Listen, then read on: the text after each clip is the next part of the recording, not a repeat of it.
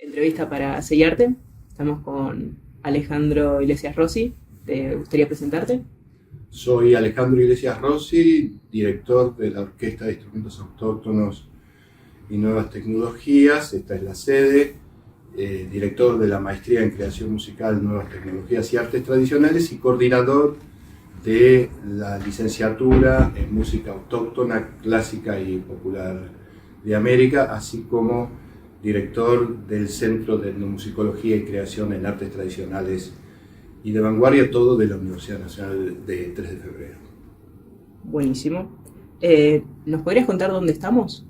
Estamos en la sede de la Orquesta de Instrumentos Autóctonos y Nuevas Tecnologías, rodeados de los instrumentos de América, legados por los intelectuales precolombinos, que han sido reconstruidos por los miembros de la orquesta, recuperados a través de museos o en comunidades vivas.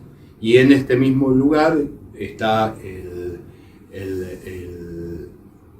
taller de lutería, el taller de vestimenta, y se dictan las clases de la maestría. Contanos, ¿cómo fue la evolución de tu carrera como director y compositor? Yo me formé composicionalmente como músico en Argentina, luego en el Boston Conservatory of Music en Estados Unidos, luego en el Conservatoire National Superior de París, en el Conservatorio de París, donde viví prácticamente 10 años, y ahí comencé mi carrera, digamos, para llamarlo de alguna forma, internacional, ¿no es cierto? Yo recibí diferentes premios, entre los cuales el premio del International Rostrum of Composers por la obra Ritos Ancestrales de una Cultura Olvidada, en lengua quechua, que es una obra que se ha tocado prácticamente en todo el mundo, y luego, eso fue en el año 1985.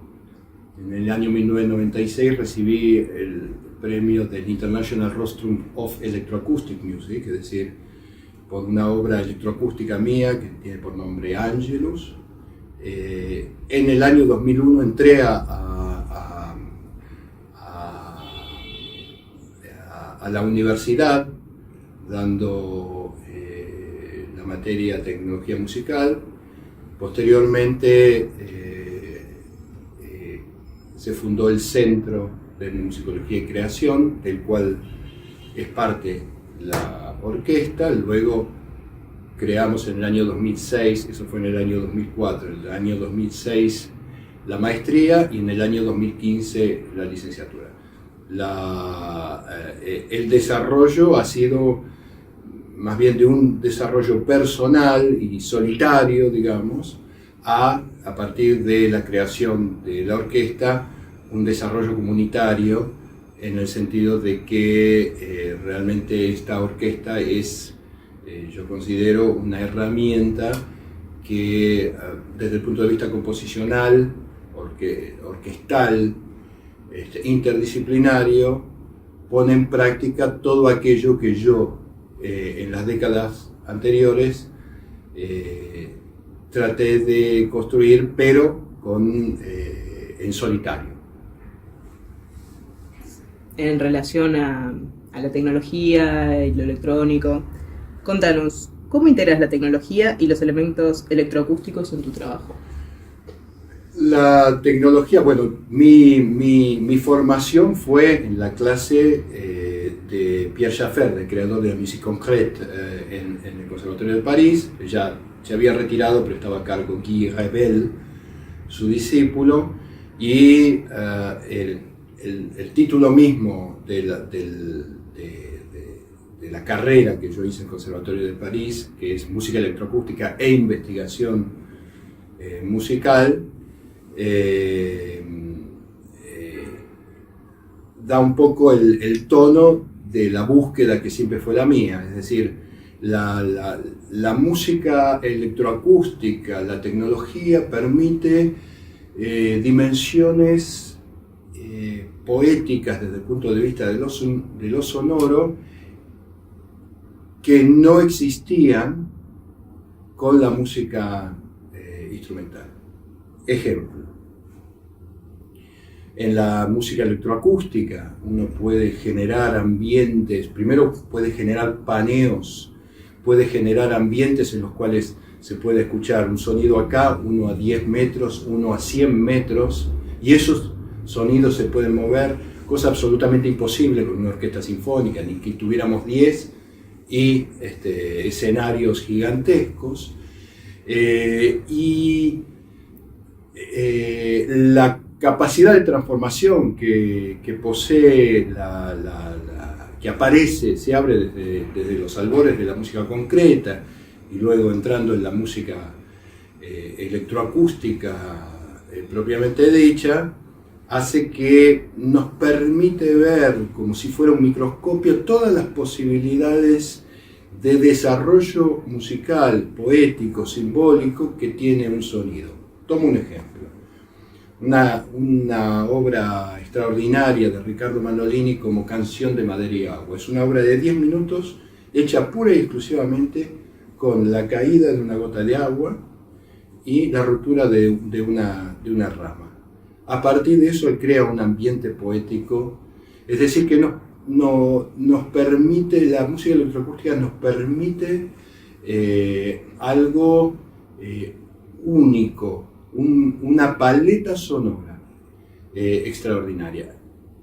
En el caso mío, dado mi búsqueda que siempre tuvo que ver con América y los instrumentos de América, esto se aúna casi, yo diría naturalmente, porque los instrumentos de América son instrumentos que tienen una afinidad profunda con lo que llamamos música contemporánea. Todas las técnicas que son difíciles de generar en un instrumento tradicional de una orquesta sinfónica están en las sonoridades de los instrumentos legados, estas herramientas legadas por los intelectuales precolombinos. Por tanto, en el momento que se creó la orquesta, que es el organismo al que dediqué toda mi vida en los últimos 20 años, digamos,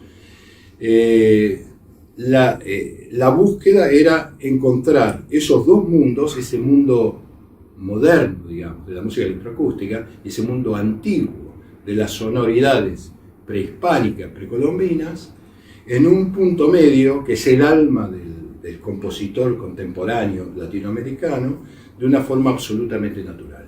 Que en lugar de ser esa cuestión de, bueno, usamos música electrónica con FM, que es muy moderna, y mostramos cómo son los instrumentos antiguos, que son arcaicos, al contrario, son dos vectores del alma del creador contemporáneo que tienen que estar, que tenemos que ser capaces de lograr desde el punto de vista musical. Pero en realidad esto abarca otras áreas, porque por supuesto que nosotros somos tributarios de esos dos vectores en lo que es la cultura, todo, de nuestra sociedad, y tenemos que ser capaces de entender que somos al mismo tiempo tributarios de algo que viene de Europa, pero que también somos tributarios de la sofisticada exquisitez de los habitantes de este continente durante miles de años.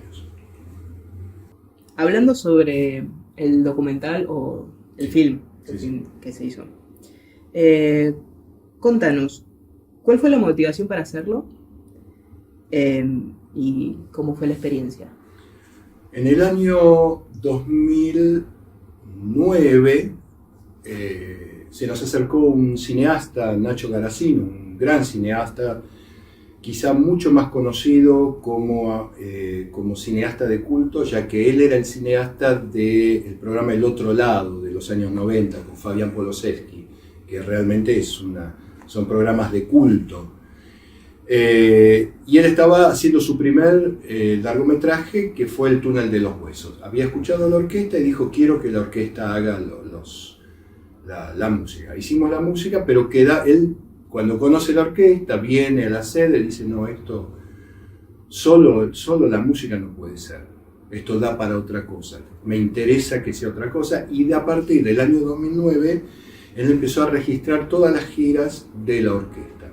Estuvo en el desierto del Sahara, estuvo en Francia, estuvo en el África, estuvo en Asia, Estuvo finalmente, cuando hicimos la gira por Cusco y por Lima, pero fundamentalmente por Cusco en el año 2019, justo antes de la pandemia, él encontró el núcleo de lo que consideró el centro filosófico y espiritual de la orquesta. Entonces, a partir de ahí dijo, bueno, he encontrado el centro de gravedad del documental. Y a partir de eso empezó a recabar, y su primer corte daba 4 horas, luego achicarlo hasta que llegó al formato de largometraje, que tiene por nombre Música para un futuro ancestral, y que muestra las diferentes facetas de la orquesta, porque la orquesta tiene ciertas características, aparte de la recuperación de los instrumentos de nuestro continente. Todos los miembros son interdisciplinarios. ¿Qué quiero decir por esto? Volvemos a una visión que podríamos llamar tradicional en el sentido espiritual del arte, es decir, que no hay la compartimentación que se da a partir de la revolución industrial. Entonces, ¿cómo eso se manifiesta en la música? El compositor, hoy por hoy, en general, el compositor no es intérprete, el intérprete no es compositor. El constructor de instrumentos no es compositor e intérprete, y por supuesto nadie espera que un guitarrista haga su guitarra, la va a comprar o encargar. A su vez, el investigador musicológico va a las comunidades, pero no es compositor, intérprete ni constructor de instrumentos. Y ningún compositor va a hacer trabajo de campo. Y a su vez, la tecnología está en otro filo, pero en el caso de la orquesta pensamos que, o sea, la visión es que tiene que formar parte. Y luego, todos los miembros son docentes, y así cerrando un círculo, tenemos que cada uno de los miembros de la orquesta tiene como premisa ir a comunidades o a museos a recuperar estas joyas de América, aprender a construirlas, componer para ellos, interpretarlos en vivo, y finalmente, cerrando un ciclo, hacer docencia dentro de la licenciatura y la maestría a las nuevas generaciones. Entonces, con eso rompemos esa compartimentación del saber que se ha dado a través de los siglos, fundamentalmente a partir de la revolución industrial, y nosotros le sumamos la tecnología. La tecnología es parte del alma contemporánea y no puede ser algo que está ahí como una anaquel aparte de una llegada muy tardía, sino que tiene que ser parte de ese magma del tejido del alma del argentino y del latinoamericano contemporáneo. Así que todos los miembros entonces son musicólogos, etnomusicólogos, van a buscar esos instrumentos, constructores de instrumentos, luthier, compositores, intérpretes, tecnólogos y docentes. Así que bueno, eso es lo que nosotros proponemos desde el punto de vista de lo multidisciplinario, que hoy lo llamaríamos holístico, ¿no es cierto? Porque todos estos instrumentos, como ven, son diferentes a los instrumentos de una orquesta sinfónica europea, un violín, de una flauta traversa. Una flauta traversa, lo importante es que la altura, la afinación sea correcta, que el sonido sea perfecto, pero como ven, en este caso estamos hablando de simbología, de mitología, imbricada dentro del hecho sonoro, o mejor dicho, el hecho sonoro imbricado dentro de una mitología y de un simbolismo. Estas son las proposiciones que la orquesta hace, que el cineasta Nacho Garacino plasmó en el film con la ayuda del INCA, el Instituto Nacional de Cinematografía, que se estrenó el año pasado en el Cine Gaumont y que está haciendo su camino por diferentes festivales internacionales. Contanos un poco también cómo utilizás tus conocimientos y experiencias en la enseñanza universitaria. La visión multidisciplinaria que plasmamos en en este proyecto, tanto a nivel artístico, la orquesta, como académico, la maestría y la licenciatura y de investigación en el centro, es esta visión de interacción de las diferentes disciplinas y la lógica es proponer una alternativa a los estudios musicales heredados de esta cierta concepción tardía de la música, ¿no es cierto?, de los conservatorios. Entonces nosotros proponemos una lógica que la pensamos desde lo que podríamos llamar la soberanía cultural. Es decir, esto es América. Esto es un proyecto que es una proposición artística, pero también una proposición política, es una proposición cultural y una proposición fundamentalmente espiritual. Esto es algo, como diría el filósofo Rodolfo Foucault, geocultural. Esto es un producto de América y creemos y tenemos la gracia de que la Universidad Nacional del 3 de Febrero, sus rectores, apoyen esta visión de proponer una alternativa que verdaderamente sea americana a la idea de enseñanza, composición, interpretación, investigación de la música. Por tanto, a través de los años, a través de la creación del centro más de la orquesta, hemos podido plasmar desde el punto de vista académico currículas que salen completamente de lo pautado, tanto a nivel de maestría como el hecho de que hemos creado la primera licenciatura en el mundo que se dedica a la música de América. Es decir, ya no como cuando yo era chico estudiábamos con los libros de historia en los que básicamente la historia era la historia de los reyes europeos y de repente en alguna página aparecía, bueno, y en América había los incas, los aztecas y los mayas. Y bueno, ya pasemos a otra cosa, porque eso no va más. Al contrario, nosotros creamos en el año 2015 la licenciatura en música autóctona, clásica y popular de América. Es decir, desde mi punto de vista,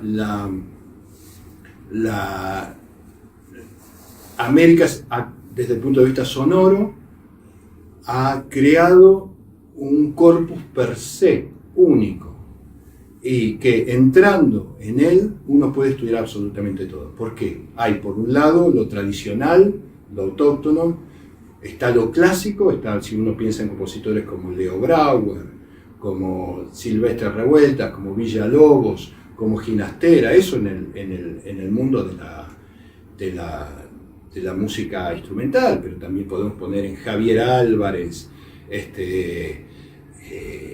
la cantidad de compositores de música electroacústica que existen, Ricardo Mandolini, Horacio Ballone, Ezequiel Viñao, etcétera, etcétera, que existen en América, y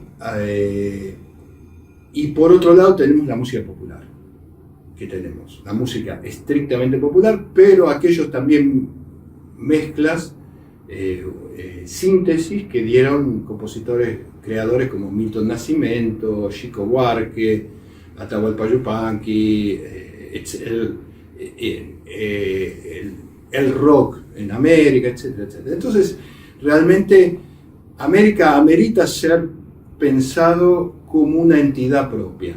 Y entrando en cada uno de ellos, podemos luego, estudiando los compositores de América, desde los eruditos, entre comillas, desde compositores de música colonial hasta el día de hoy, después podemos abordar la música de Europa desde el punto de vista del erudito. Podemos empezar por Leo Brouwer y podemos terminar en Leonino, Perotino, Josquin des Prez, Guillaume de Machaut, Ockeghem, Obrecht, etc. Podemos entrar en la música autóctona y luego entender los contrapuntos de los pigmeos Aka del África, o estudiar la armonía. Cuando uno dice, bueno, voy a estudiar armonía, todo el mundo piensa primero, cuarto, quinto, primero, toda la armonía de Bach, pero la lógica armónica de los ensambles de Sicuri o de Monseños de América son absolutamente propias, tienen otra lógica completamente diferente. A partir de esa lógica filosófica podemos entrar en lógicas de otro tipo en otros continentes e inclusive en Europa, ¿no es cierto? Y así lo mismo con la música popular.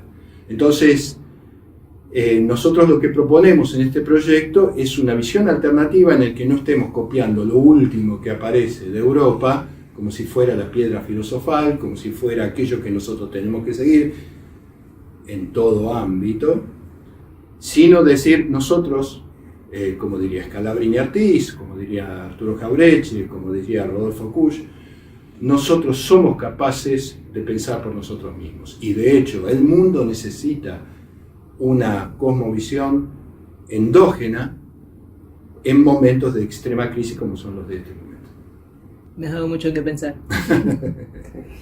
Bueno, y ahora como para cerrar la última pregunta, ¿cuáles son tus planes futuros? Si tenés nuevos proyectos en mente. Los próximos conciertos de la orquesta van a ser el 12 de octubre vamos a estar tocando en la República Dominicana, nos invitan a tocar donde llegó, en la playa misma donde llegó Cristóbal Colón, haremos una gira por allá y luego yo fui muy amigo del músico de Andrei Tarkovsky, Eduard Artemiev, que falleció hace apenas 7 meses. Su hijo, Artemi Artemiev, me pidió que fuéramos a abrir y a cerrar el nuevo festival que se crea en Novosibirsk, en Siberia, con el nombre de su padre, ¿no? Que para mí fue el más grande de todos los músicos de cine que existió, así como diría Bergman, Tarkovsky fue la diferencia entre Tarkovsky y nosotros es la diferencia de distancia de la Tierra a la Luna, eso decía Bergman. Entonces, para nosotros es un honor que el festival Eduard Artemiev se abra y se cierre a fin de año, hacia noviembre, en Siberia con la orquesta. Lo que nosotros en este momento estamos trabajando es la profundización de todo este proyecto y para eso estamos ofreciendo el grado y el posgrado, la licenciatura y la maestría de forma virtual, es decir que la hemos abierto para que no solamente aquellos que viven presencialmente en la zona de Buenos Aires y el conurbano, sino aquellos que están en otros países de América puedan acceder a este conocimiento que nosotros quisiéramos que sea un rejuvenecimiento de los conocimientos que nos han legado nuestros maestros. Muchísimas gracias. Por favor, gracias a ustedes.